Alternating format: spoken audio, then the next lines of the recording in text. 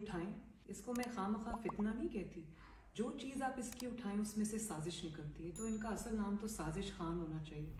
اور آپ یہ بتائیں کہ آج جو لیکس آئی ہے اس میں لوگوں کو وہ کیا کہتا رہا؟ لوگوں کو کہتا رہا کہ ہارس ٹریڈنگ کرنے والے برے ہیں، اور لوگوں پہ جھوٹے ہارس ٹریڈنگ کے الزام لگاتا رہا، اور بند کمروں کے پیچھے وہ ارکان کی اپنے ممبرز کی خرید و فروخت کی منڈیاں لگا کے بیٹھا رہا، اور لوگوں کو کہتا تھا کہ یہ شرک ہے، جو یہ کرتا ہے وہ شرک کرتا ہے۔ تو اگر یہ شرک ہے تو سب سے بڑے مشرک تو اس لحاظ سے خان صاحب خود ہوئے، اور سازش جو ہے یہ تو آج پکڑی گئی ہے نا۔ بات یہ ہے کہ سازش تو یہ ہمیشہ سے کر رہا تھا، کس کو پتہ ہے؟ پتہ نہیں ہے کہ 2011 میں اس کو کس نے لانچ کیا نواز شریف صاحب کے خلاف، کس کو پتہ نہیں ہے کہ دھرنے میں جو 2014 میں یہ لے کر آیا اس کے پیچھے کون تھا، کس کو یہ پتہ نہیں ہے کہ جب 2018 کا الیکشن تھا اس میں کیونکہ نواز شریف سے جیتنا مشکل تھا، نواز شریف کو مسلم لیگ نون کو ہرانا مشکل تھا، تو کس کو یاد نہیں ہے کہ کس طرح سے چن چن کے نواز شریف کے جو الیکٹیبلز تھے، جو ان کے وننگ ہارسز تھے، جو ان کے کیونکہ ظاہر نواز شریف صاحب کی مقبولیت اس وقت اتنی زیادہ تھی کہ الیکشن جیتنا، ان کو پتہ تھا کہ نواز شریف صاحب کے ساتھ اگر فاؤل پلے نہ کیا گیا تو الیکشن جیت جائیں گے۔ تو آپ یہ دیکھو کہ کس کو وہ دن یاد نہیں ہے کہ کس طرح سے ایک ایک جو جیتنے والا ہمارا ممبر تھا اس کو اٹھا کر الیکٹورل فیلڈ سے باہر کیا گیا، کس طرح ان کو پتہ تھا کہ نواز شریف صاحب کے رہتے ہوئے یہ الیکشن نہیں جیت سکتا، تو کس طرح نواز شریف پر جھوٹا مقدمہ بنا کر، ان کو جھوٹے مقدمات میں الجھا کر، ان کو نہ صرف یہ کہ پولیٹیکل ارینا سے باہر کیا بلکہ ان کو جیلوں میں ڈالا، جھوٹی سزائیں دی۔ کس کو پتہ نہیں ہے کہ بلوچستان میں کیا ہوتا رہا، کس طرح حکومت بدلی گئی، کیا وہ ہارس ٹریڈنگ کے بغیر ہوئی تھی، کیا وہ شرک کیے بغیر ہوئی تھی، یا کیا وہ ارکان کی جو خرید و فروخت ہے اس کے بغیر ہوئی تھی۔ اس کے بعد جب سینٹ کا الیکشن تھا، بزنجو صاحب ہمارے کینڈیڈیٹ تھے، تو جو اپوزیشن تھی اس کے اراکین کی تعداد پوری دنیا کے سامنے حکومتی اراکین سے کہیں زیادہ تھی، اور آپ نے سینٹ الیکشن کا رزلٹ دیکھا کہ یہ سازش کر کے جیت گیا۔ پوری دنیا نے دیکھا کہ کس طرح وہ مائکس لگائے گئے، چھپا کے کیمراز لگائے گئے، اور کس طرح سے وہ اٹھا کے اراکین کو کنٹینرز میں بند کیا گیا، ان کو فون کرائے گئے۔ تو کر تو وہ یہ ہمیشہ سے رہا تھا، بات صرف یہ تھی کہ یہ پہلی بار اس کی سازش ناکام ہوئی ہے، اور اس کی وجہ یہ ہے کہ اب نہ ہاتھ ہیں، نہ آنکھیں ہیں، نہ کان ہیں، اور بیساکھیاں نہیں ہیں، تو سنتے ہیں اور روز دعویٰ کرتا ہے کہ میں پاپولر ہوں، میں یہ ہوں۔ آپ صرف یہ دیکھ لیں کہ بیساکھیاں ہٹی ہیں تو کس طرح زمین پہ منہ کے بل آ کے گرا۔ میڈم اس میں اور ایک اور بات یہ کہ جیسے یہ کامیاب ہوتا ہے سازشوں میں، یہ پہلی بار اس کی سازش ناکام ہوئی ہے۔ اسی طرح یہ پکڑا بھی پہلی بار گیا ہے، کرتا یہ ہمیشہ سے یہی رہا ہے، فاؤل پلے کرتا رہا، آج پکڑا پہلی بار گیا ہے۔ تو اللہ تعالیٰ کی لاٹھی بے آواز ہوتی ہے، ہمیشہ سے اس طرح سے سازشیں کامیاب نہیں ہوتی۔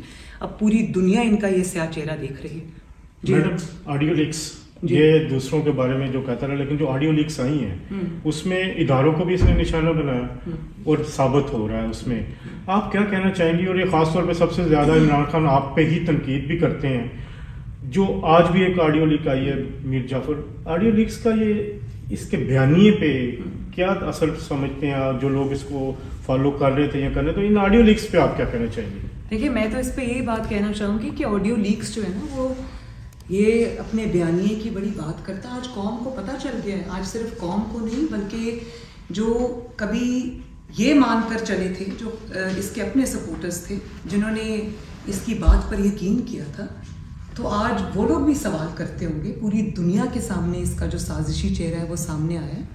بات صرف یہ نہیں ہے کہ آڈیو لیکس آئی، آپ دیکھیں آڈیو لیکس میں آڈیو لیکس نے اس کے بیانیے کا تیا پانچا کر دیا، کیونکہ وہ ہر چیز جو اس نے بیانیے میں کبھی کہی تھی وہ سب جھوٹ تھی، وہ سب سازش تھی۔ میڈم چھانگا مانگا کا الزام لگتا رہا بڑا زور شور سے، چھانگا مانگا میں خرید و فروخت۔ اب جو نئی آڈیوز آئی ہیں اس میں تو 5 بندے خریدنے کا بالکل صاف و شفاف سنا جا سکتا ہے، تو اس حوالے سے ایک کیا کہیں گی کہ جو ضمیر فروش کہا جا رہا تھا افراد کو، اور آج وہ شخص خود ہی؟ دیکھیں آپ اس شخص کے سازشی دماغ کا، آپ وہ شیطانی دماغ جس کو میں کہوں گی، سازشی نہیں شیطانی دماغ، آپ دیکھیں کہ جلسوں میں کھڑا ہو کر لوگوں کو کہہ رہا ہے کہ لوٹوں کو ووٹ نہ دینا، ان کے لوٹوں کے خلاف کیمپین چلا رہا ہے، اور خود بند دروازے کے پیچھے کیا کر رہے ہیں کہ 5 جو ہے وہ میں نے خرید لیے اور 5 جو ہے وہ اور خرید کے لاؤ. کس کو کہہ رہے ہیں خرید کے لاؤ؟ وہ اللہ جانے وہ کون ہے, اور پتہ نہیں وہ کون سا کوئی نیا ہاتھ آنکھیں کان ہے, مجھے پتہ نہیں ہے وہ کس کو کہہ رہے ہیں. اور وہ یہ کہہ رہے ہیں کہ اس کے لیے جو بھی جائز ہے کرنا وہ کرو. لوگوں کو جلسے میں کھڑا ہو کے کیا بھاشن دیتا ہے, لوگوں کو جلسے میں کھڑا ہو کر مذہب کو استعمال کرتا ہے, ان کے اوپر اٹیکس کرتا ہے, ریاست مدینہ کا دعوے دار ہے اور لوگوں کو شرک کا مطلب سمجھاتا ہے, اور بند دروازے کے پیچھے یہ شخص کے اس سے بالکل الٹ کام کر رہا ہے. تو یہی تو میں کہہ رہی ہوں کہ یہ لوگوں کو جب یہ کہہ رہا تھا کہ ممبرز کی خرید و فروخت ہو رہی ہے تو وہ تو جھوٹا الزام, اس کا ایک بھی ثبوت یہ نہیں دے سکا, اور الٹا وہ بند دروازے کے پیچھے منڈیاں لگا کر بیٹھا تھا اور اراکین کی وہ خرید و فروخت کر رہا تھا. میڈم اس کا جو ابھی جو بیانیہ فالو کر رہے تھے جو لوگ, ان کو کیا کہنا چاہیں گے ان آڈیو لیکس کے بعد؟ میں تو ان کو یہ کہنا چاہوں گی کہ مجھے ہمدردی ہے ان کے ساتھ کہ انہوں نے کبھی اس کی بات پر یقین کیا ہوگا.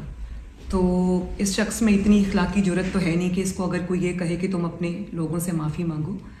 بس اس کی سزا یہی ہے کہ اس کا جو گھنونا چہرہ ہے, جو اس کا ڈبل فیس ہے, وہ لوگوں کے سامنے آ گیا. اس کی ہر بات جھوٹ نکلی, اور آج جو اس نے جو ابھی آڈیو لیکس آئی ہے اس نے مجھے ابھی اس کا میرے پاس ٹرانسکرپٹ ہے, اس میں وہ یہ کہہ رہے ہیں کہ آپ نے میر جعفر اور میر صادق کو لوگوں کو سپون فیڈ کرنا ہے اور برانڈ کرنا ہے. تو آپ ان کی سازش دیکھیں کہ ابھی آپ یہ کہہ رہے ہیں کہ آپ نے برانڈ کرنا ہے میر صادق میر, ابھی ہمت نہیں ہے نام لینے کی. تو مطلب یہ ہے کہ ابھی ہم آپ کو چانس دے رہے ہیں, آپ ہمارے ساتھ ڈیل کر لیں, آپ مجھے دوبارہ اقتدار میں لے آئیں. اگر آپ نے اقتدار میں نہیں لے کے آئیں گے تو پھر میں اگلے اسٹیپ کا اناؤنس کروں گا. جو میر جعفر اور میر صادق ہے, یہ میر جعفر اور میر صادق کس کو کہہ رہے ہیں؟ یہ تو خود بتائیں گے میر جعفر اور میر صادق وہ کس کو کہہ رہے ہیں. لیکن یہ جو میں نے ابھی آپ کو کہا نا کہ یہ صرف اور صرف ڈیل کے لیے اور وہ دوبارہ سے بیساکھیاں ڈھونڈ رہے ہیں اور کچھ نہیں ہے. کیا آپ کی پارٹی ان سے کسی بھی سطح پہ کہیں مذاکرات کرنے کے لیے تیار؟ جو افواہیں پھیلائی جا رہی ہیں کہ ایوان صدر کے تھرو کوئی بات ہو رہی ہے, اور یہ تاثر خود بھی دے رہا ہے کہ مجھے شاید کوئی ڈیل مل رہی ہے. دیکھیں, اگر کوئی سیاسی شخص ہوتا تو میں ضرور اپنی پارٹی کو بھی کہتی کہ اس کے ساتھ بیٹھیں, ہم خود بھی بیٹھنے کو تیار ہوتے. لیکن جو شخص کے اوپر یہ الزام صرف الزام نہیں ہے بلکہ جرم ثابت ہوا کہ وہ بیرونی طاقتوں سے پیسے لے کر آیا, جس کو میں FFF کہتی ہوں, فورن فنڈڈ فتنہ.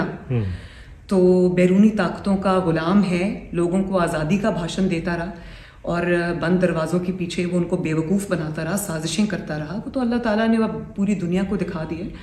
تو بات یہ ہے کہ ایک فورن فنڈڈ فتنہ جو لانچ ہی اسی لیے کیا گیا ہے کہ وہ اس ملک میں تباہی لائے, اس ملک میں فتنہ لائے, اس ملک میں انتشار لائے, اس ملک میں پولیٹیکل سٹیبلٹی نہ آنے دے.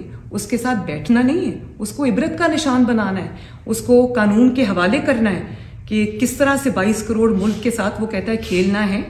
تو یہ کھیلنے کی اجازت اس کو ہم نہیں دیں گے انشاءاللہ تعالیٰ, اس کو قانون کا سامنا کرنا پڑے گا. Thank you.